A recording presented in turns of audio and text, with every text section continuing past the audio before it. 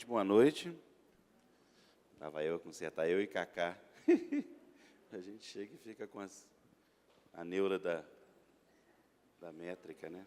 Tudo certinho. Bem, eu podia fazer o discurso aqui mais longo e profundo sobre a presença e a importância de Marina Colasanti e Ana Maria Machado. Elas estão juntas, eu acredito que por amizade a mim, porque mereceriam, em separado, a mesma homenagem. No entanto, eu fiz isso como se fosse um agrado a vocês, um agrado ao Fliarachá, reunindo duas das mais... O mais importante é pouco, né? Duas pensadoras, duas intelectuais. Não são apenas escritoras de literatura infantil, e, no caso da Ana Maria, literatura adulta, muito, 10 livros, 12 livros. Depois a gente conta por quê. E a Karine. E é uma sorte, eu acho que é isso, gente. É uma sorte nossa poder ter, neste mesmo espaço, essas duas damas da literatura brasileira.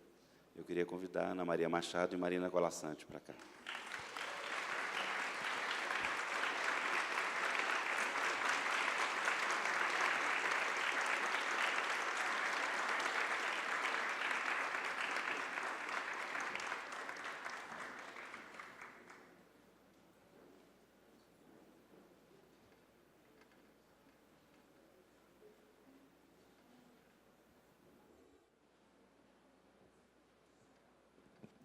Foram devidamente desbolsadas na hora de entrar.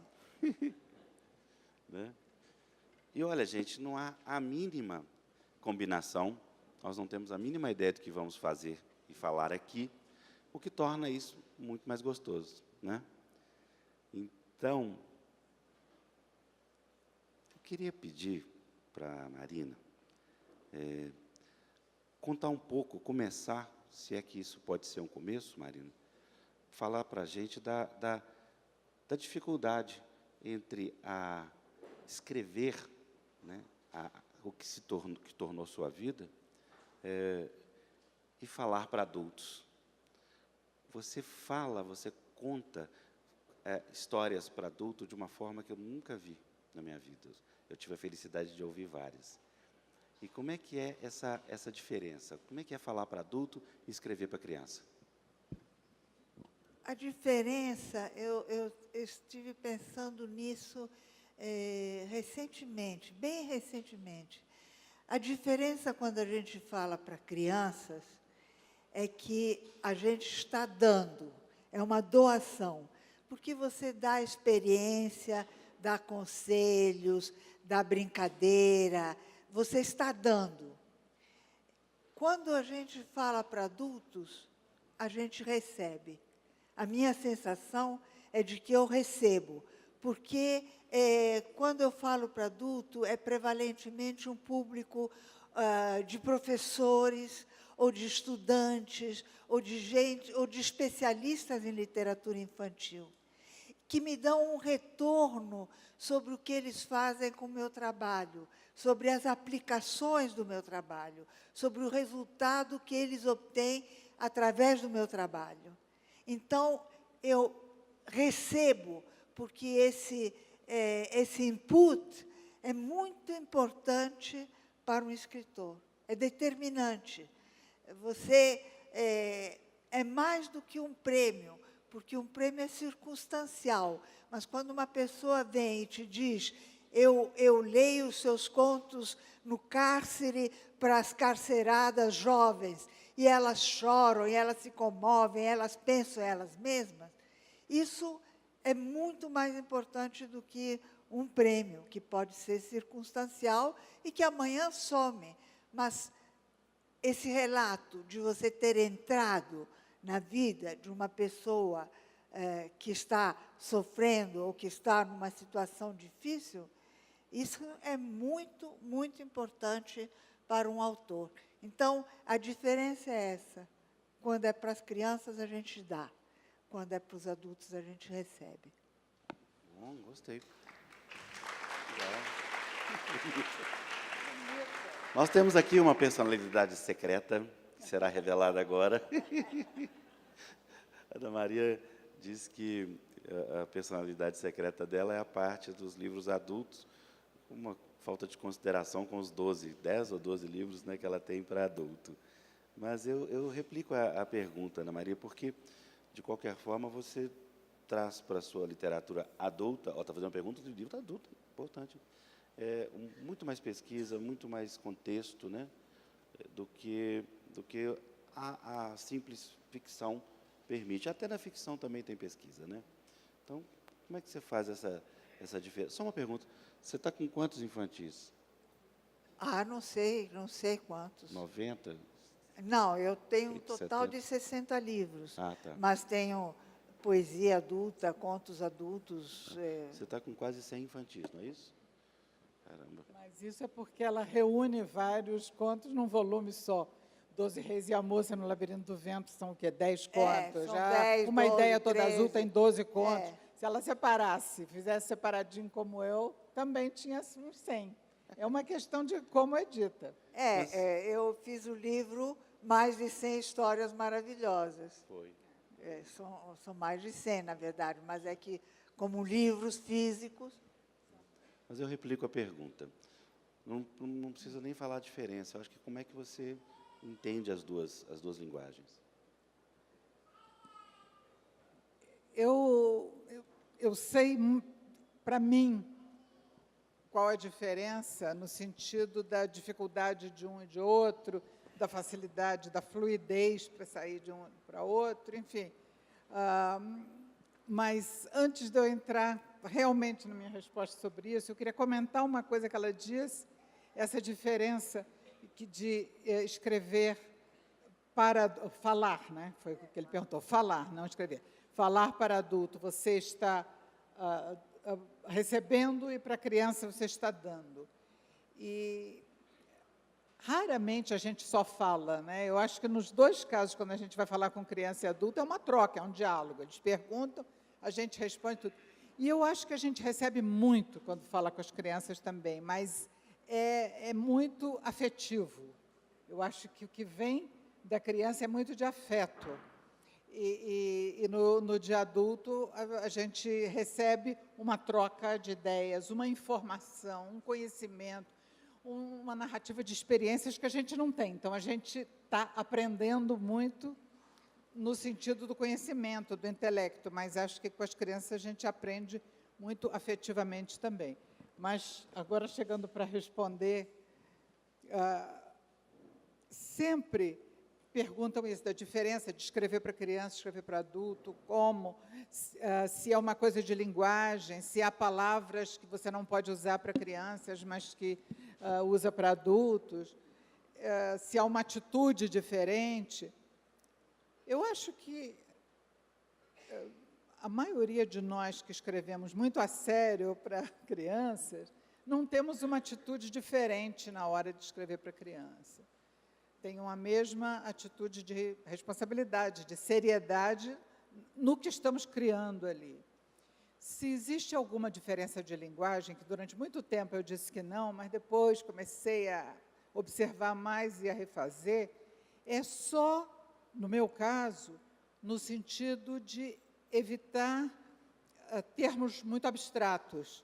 Então, é melhor mostrar uma situação de solidariedade do que usar a palavra solidariedade quando estou escrevendo para criança, por exemplo. Então, seria um pouco por aí. Mas eu acho que isso não chega ainda a ser uma grande diferença entre escrever para adulto e para criança. Para mim, a principal diferença e a principal dificuldade está no pacto de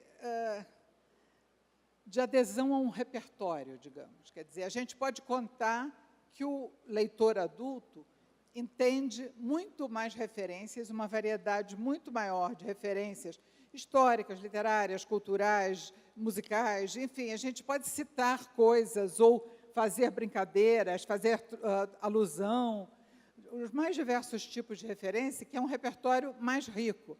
No caso da criança, ela não teve tempo ainda de desenvolver, de acumular um acervo de referências culturais. Então, toda essa brincadeira intertextual que caracteriza a literatura fica muito mais difícil de fazer numa história para criança. Por isso que ontem aqui eu até referi, que numa das mesas, que quando eu quis escrever umas histórias para criança muito pequena, de 2, 3 anos, propositadamente uma faixa etária muito pequena, eu fiz questão de fazer um levantamento dessas alusões culturais, a cantigas de roda, cantigas de niná, brincadeiras, parlendas, etc., tradicionais, que pudessem estar ao alcance da criança, para ela perceber como é divertido procurar o travesseiro e dizer, será que está na mochila que no Tororó deixei? Quer dizer, aquilo. Então, de poder dizer, puxa, essa história fala no Tororó e eu conheço, né? Alguma coisa assim. Então, eu acho que a diferença está nisso, é no acervo cultural de cumplicidade com o leitor, com o qual a gente pode contar, que no caso da criança é mais reduzido e é diferente. Marina, como é que bate em você a questão política, social do país quando você deseja escrever um texto? Como é que você busca matéria-prima ali para trazer para o seu livro? Depende de que texto. Se for crônica, é claro que a crônica tem um referencial no cotidiano e, portanto, o assunto mais quente, mais imediato do noticiário pede para ser aproveitado. Se for conto, o imediato é fraco, porque o conto tem uma duração, é um texto de percurso longo. O que é político é o desapreço de certos seres humanos, o desprestígio imposto a outros seres humanos, a violência sobre seres humanos. Isso sempre será válido, porque isso sempre existiu e eu desconfio seriamente que sempre vai existir. Então, isso é uma posição política que não é política partidária, que não é política do hoje, é política do ser humano, é o posicionamento do ser humano frente ao outro. E isso você trabalha tanto para crianças como para adultos, trabalha em qualquer tipo de ficção, menos nos contos maravilhosos. Porque os contos maravilhosos, para mim, os meus, não são a priorísticos, não têm uma intenção, são para lá de Marrakech. Literalmente para lá de Marrakech. Ou seja, são um diálogo com o inconsciente que é meu e que pode ser coletivo, porque é através do inconsciente que a gente se encosta na emoção.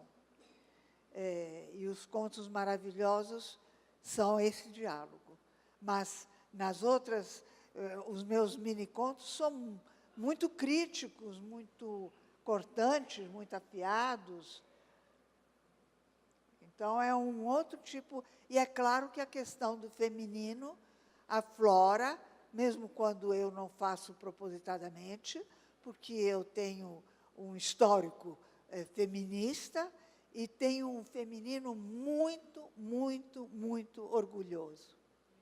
Eu adoro ser mulher espezinhada, diminuída, violentada, surrada. Ainda assim, eu acho o feminino maravilhoso.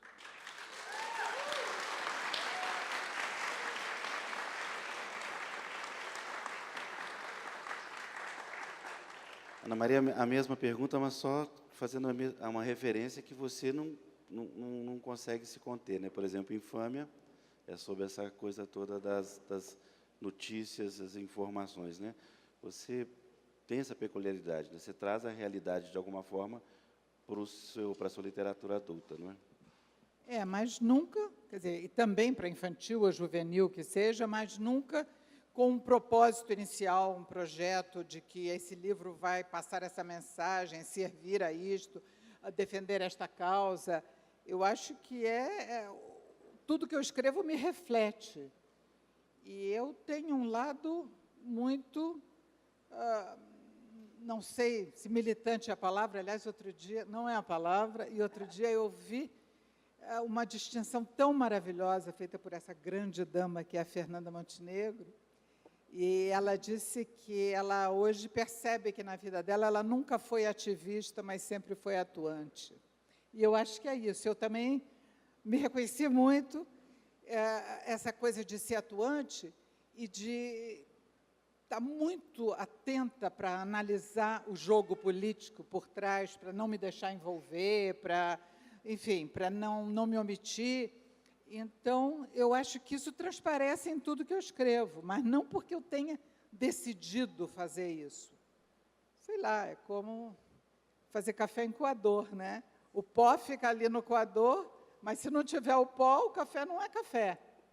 E, no entanto, ele não está lá no líquido, da maneira que nós fazemos no Brasil. Então, eu acho que o que eu escrevo tem cheiro de café, gosto de café, é café, mas o pó não está lá dentro. Então, não é uma coisa militante e com uma intenção, com uma mensagem assim. Eu queria falar uma coisa sobre o que você falou das crianças, porque você tem uma experiência com crianças que eu não tenho. Claro. Você tem uma vivência com crianças, você tem uma família enorme. Eu hoje estava vendo você falar da sua família, é uma tribo, é uma aldeia familiar.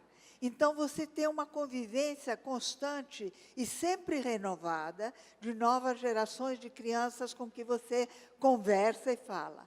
Eu não tenho isso, porque minhas duas filhas cresceram, minha família é zero, eu não tenho convivência com crianças. E quando a gente fala com crianças em ocasiões escolares ou de feiras e tal, são crianças adestradas. As perguntas são sempre as mesmas. Eu adoraria que ela me perguntasse: você tem cachorro? Você sabe nadar? Você já subiu no alto de uma montanha? Que me perguntassem coisas essenciais. Mas elas só me perguntam: quanto tempo você leva para escrever um livro? Qual é o livro de que você mais gosta?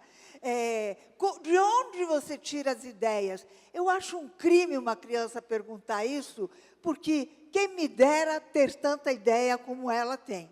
Ter essa riqueza do imaginário que uma criança tem. E, no entanto, elas sempre perguntam isso. As perguntas são sempre as mesmas, porque são perguntas enxufadas nela. É um chip que a escola põe. Enxufada é uma palavra que a Ana e eu amamos. É uma palavra do espanhol, porque enxufe é tomada. E tudo o que é posto na tomada é enxufado. Então, são perguntas enxufadas pela escola. Coloca a legenda passando aqui embaixo. Não, nós temos uma coleção de palavras do espanhol que a gente gosta muito e que faltam em português. Enxufada é um, despistada é outro. Despistada é quem sai sem saber onde está, qual é a pista. Perdeu a pista. É ótimo, né? É muito bom. Enfim, tem outras assim. Tem outras. A gente agora não enxufado é ótimo, porque é muito imediato. Então, a nossa experiência é diferente. Não, você tem toda a razão. E eu vi hoje, quando você estava falando com as crianças e com os adultos, mas explicando para as crianças de onde você tira as histórias, eu percebi que é muita vivência com crianças. Com criança. Então, quando eles perguntam, de onde você tirou a ideia para escrever esse livro, eu respondo, de onde você tirou a ideia para me fazer essa pergunta? Aí eles param, assim, eu digo, do dedão do pé? tem a mãozinha na cintura. Aí eu digo assim, do dedão do pé? Não, da cabeça. Ah, a história saiu da cabeça. O importante não é de onde tira, é como entra. E aí a gente começa a conversar. Mas é isso, é porque eu tive que explicar a filho, a sobrinho, neto, não sei o que, tem muita criança na minha família. Muita criança. Eu vou repetir aquela pergunta daquele dia, que eu adorei sua resposta, pode? Não sei se eu vou dar a mesma resposta, porque eu sou Tomara muito que não. volúvel, mas enfim. 3 dias depois, 2 dias. O que você considera fundamental na sua obra? E no seu texto? Ih, no seu não trabalho? lembro o que eu disse. Ótimo. O que eu considero fundamental na minha obra? Não, engraçado, eu lembro da resposta que ele deu, que ele falou em previsibilidade de ter, que eu achei ótimo, mas eu não lembro o que eu disse. Eu vou tentar reconstituir de novo, lembrando do que eu acho. Tentar ser convincente, né? Tentar que tenha uma linguagem adequada para que aquela mentira que eu estou inventando possa passar por verdade. É um pouco por aí, mas eu não lembro exatamente o que eu respondi. Você tem tempo. O que você considera fundamental na sua obra? O conjunto.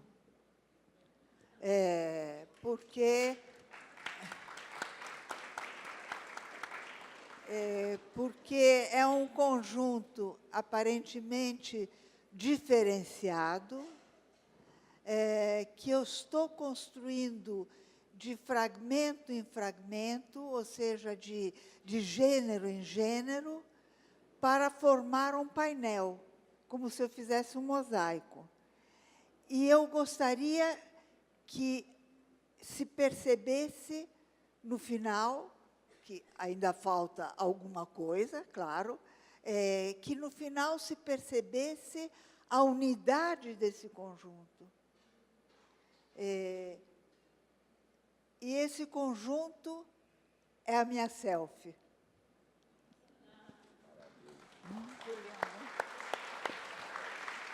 Como é diálogo, eu quero dizer uma coisa sobre o que eu acho fundamental na obra da Marina.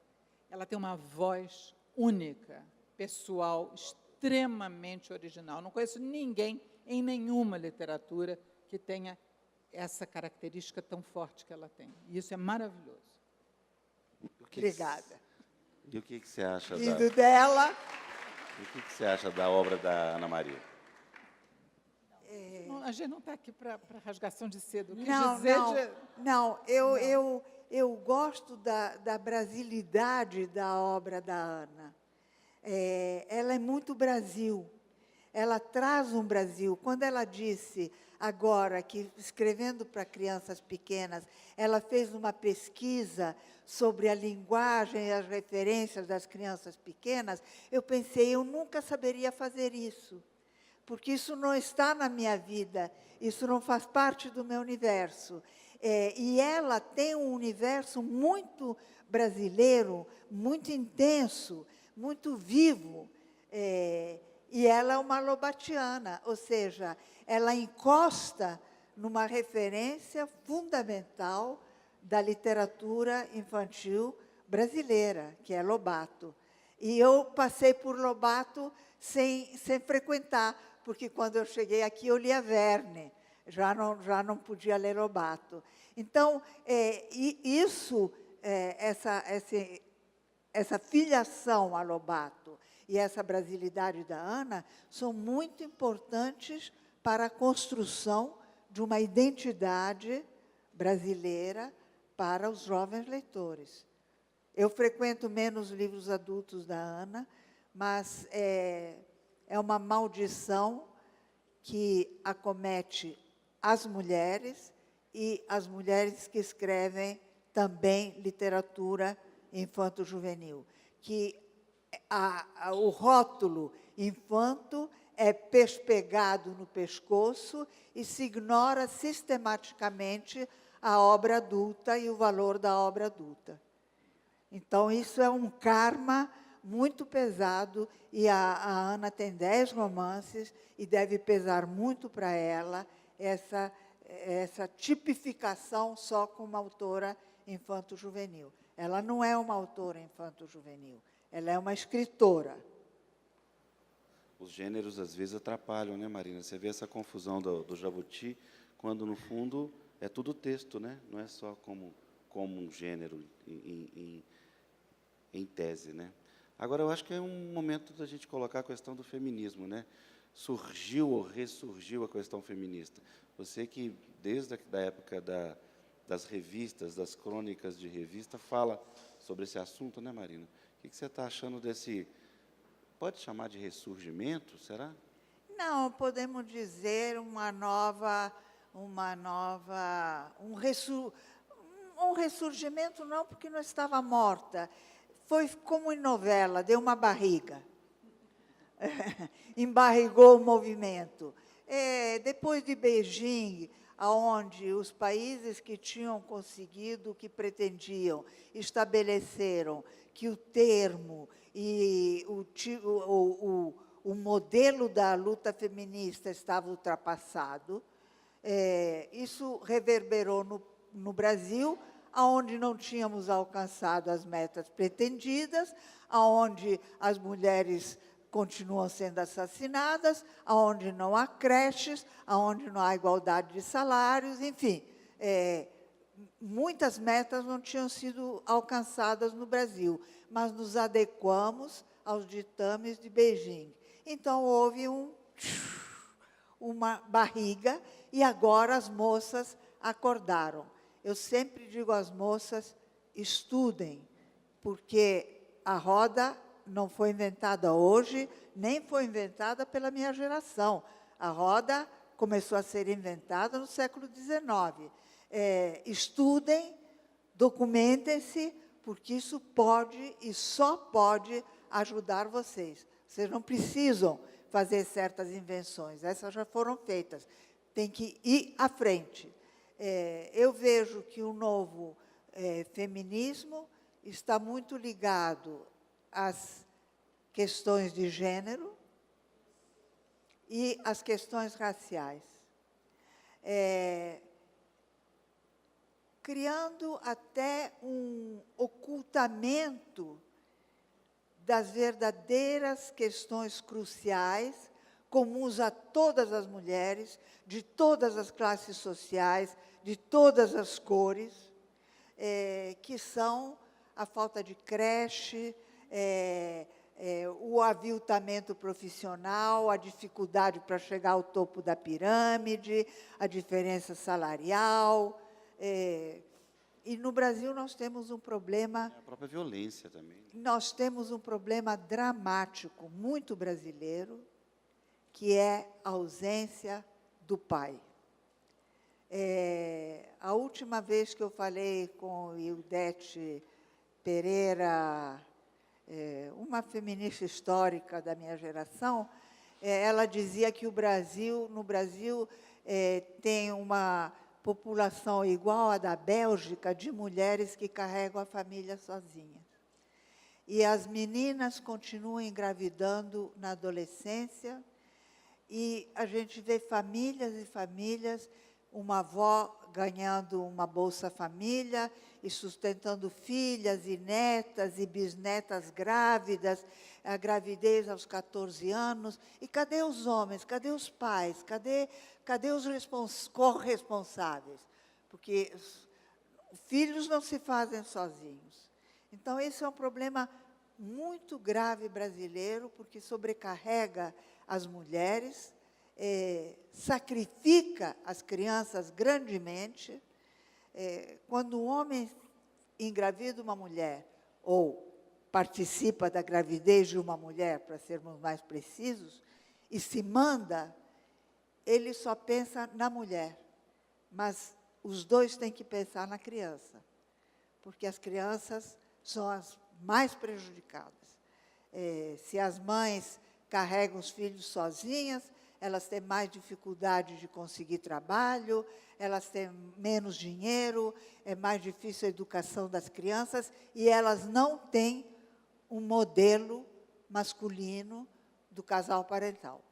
Então, isso é um problema sério brasileiro que nós não conseguimos vencer e que está se agravando dia a dia, apesar da pílula. Apesar da pílula. Nós hoje de manhã estávamos conversando um pouco sobre isso, né, sobre nova onda feminista, não sei como você chamou, nova etapa, enfim, o que fosse aí, e chegamos a essas mesmas conclusões, quer dizer, as coisas essenciais continuam, os problemas essenciais continuam sendo colocados, falta muitas vezes muita informação de leitura que leve à reflexão, e eu acho que a Marina chamou a atenção para uma coisa muito importante. Ela diz isso muito em relação ao Brasil, mas eu acho que é mais uma questão do nosso tempo no Ocidente, que é o que eu conheço, mas assim, que é a preponderância que vai assumindo a questão identitária frente à questão social e econômica, socioeconômica e política. Então, como se, ao defender causas identitárias, estivéssemos ficando, ou as pessoas estivessem ficando em paz com a própria consciência, porque estão com uma boa causa e estão lutando. E, na verdade, está faltando inserir no contexto, como dizia o Pasquim, né?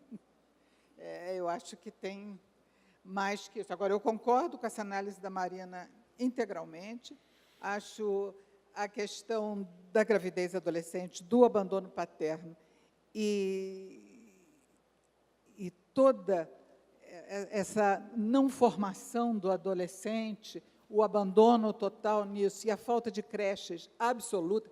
Tinha que ter creche em toda a empresa acima de um número de funcionários, e a criança podia estar na creche do lugar onde o pai trabalha ou onde a mãe trabalha, sem que isso fosse atribuição da mãe se virar para conseguir uma vaga numa creche que fosse. Isso tinha que ser obrigação de todas as empresas. Mas houve essa obrigação. Houve, e as uma lei que não pegou. As empresas burlaram, conseguiram que fosse possível, porque antes tinha que ser dentro da empresa a creche, porque assim a mãe, na hora da refeição, ia lá e ficava com a criança. Ou o pai. Ou o pai. E as empresas conseguiram que fosse possível a creche ser em outro lugar, creches profissionais, digamos. E, com isso, detonaram o sistema. E, depois, foi tudo esquecido, porque o que não convém ao mercado, não convém à sociedade, digamos, né? O princípio de um universo de mercado é esse. Então, primeiro o mercado, depois a sociedade, quando deveria ser o contrário. Maria, você tem alguma esperança que a mulher na política consiga ter algum protagonismo nesses tempos que virão?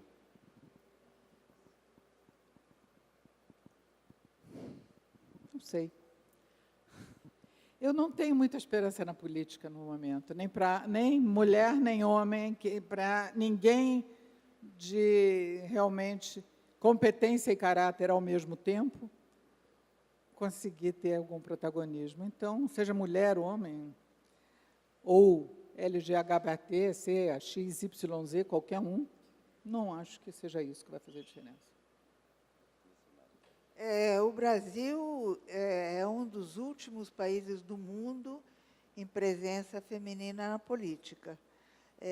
Fomos os últimos a acabar com a escravidão, temos um histórico de últimos da fila que não nos enche de orgulho. Agora, por exemplo, a Espanha, foram mantidas as promessas de campanha e tem 11 ministras num gabinete de 17 ministérios.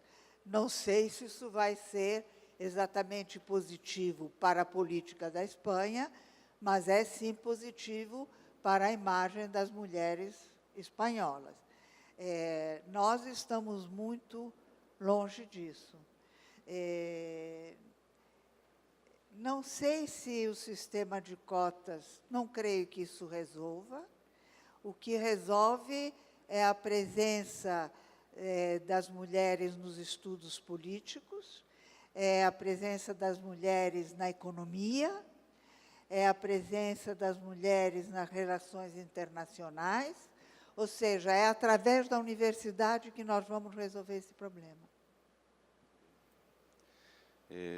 Gente, eu só queria fazer uma parte e agradecer muitíssimo a presença do Antônio Maura. Ele está quietinho, caladinho ali.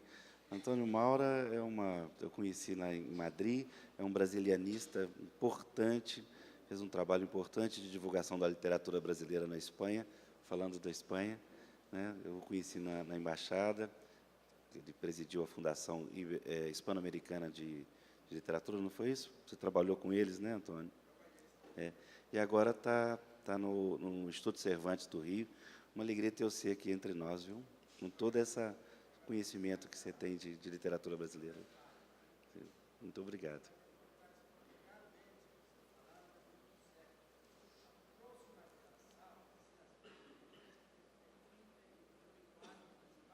Espera aí, fala aqui, Antônio. Agora você vai ter que falar. Vai explodir esse negócio aqui? Morro de medo desse barulho.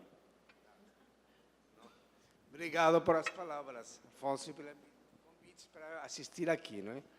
Acho que é importante também o que Marina falou é importante, que dizer, a maioria de ministras na Espanha que fez também uma revolução na Real Academia Espanhola, teve um problema grave, teve uma discussão entre acadêmicos se devia ser Conselho de Ministros ou de Ministras. E, afinal, preponderou que ia ser Conselho de Ministras, pois tinha mais mulheres que homens. Então, a mudança da língua já é importante. E, aliás, eu queria dizer outra coisa. A nova geração de mulheres entre 28, 30, 35 anos estão dando uns patamares de qualificações nas carreiras, nos estudos impressionantes. Elas estão começando a ocupar os espaços que antes ocupavam os homens. Que se está produzindo realmente na Europa, não só na Espanha, uma mudança de gênero, não é? É a mulher trabalhadora, a mulher que está já defendendo os direitos e assumindo a responsabilidade do país. Mas ainda não tivemos uma presidenta espanhola. Vocês já tiveram uma presidenta espanhola, brasileira, né? Problemas, mas tiveram. Obrigado.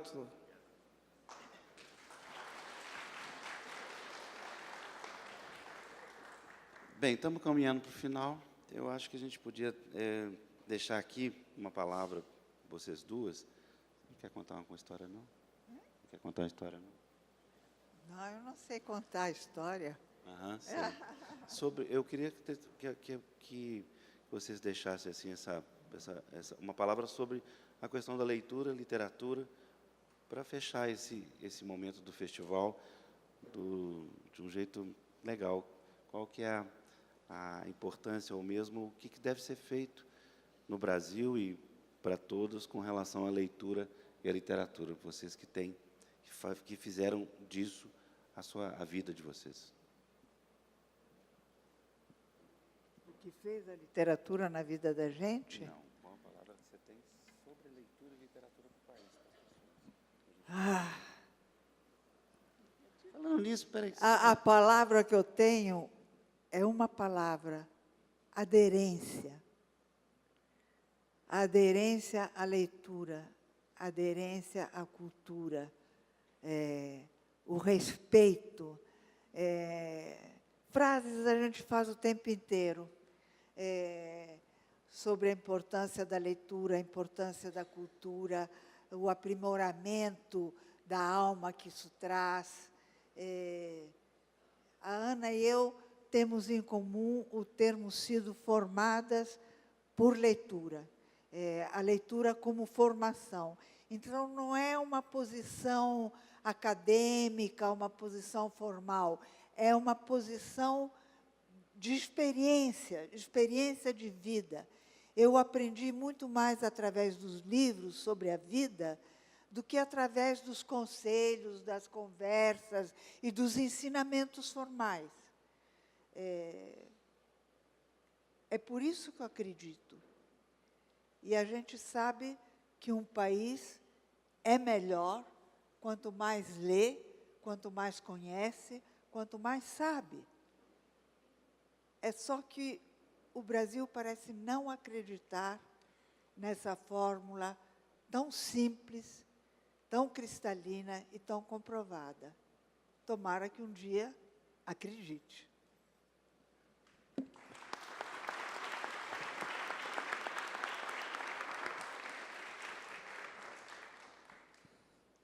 Hoje, num dos momentos que eu dei uma fugidinha daqui para ir ver um pouco um jogo, que eu fiz isso, nos intervalos em que foi possível, então, era Portugal e Uruguai, mas era ainda para o começo, e eles estavam entrevistando pessoas sobre a força do futebol uruguaio, e tinha um uruguai que eu não peguei quem era, não sei se era o técnico, um ex-jogador ou quem era, que disse que o maior orgulho dele ali, ou uma coisa que ele se orgulhava, não era o fato do Uruguai ter sido campeão mundial, eu não sei quantas vezes que foi lá, mas era o fato de que no Uruguai não há analfabetos. Eu não sei, dos que estavam assistindo, alguns devem ter ouvido isso. Porque lá, desde o século XIX, eles estavam cuidando de alfabetização, como a Argentina, com Sarmiento, enfim. Nós agora, dos anos 90 para cá, conseguimos, acho que 98,4% das crianças em idade escolar estão com vagas na escola. Foi uma subida desse percentual enorme, mas o fato de estar na escola não significa que estejam sendo educadas. E, então, ela falou uma palavra, aderência, eu vou, se tivesse uma palavra, eu vou roubar um pouquinho e fazer um substantivo composto. Professor, leitor. Eu quero professor leitor. Professor que não lê é como o instrutor de natação que fica de fora da piscina dizendo 1, 2, 1, 2, 1, 2. Ninguém vai ler. Então,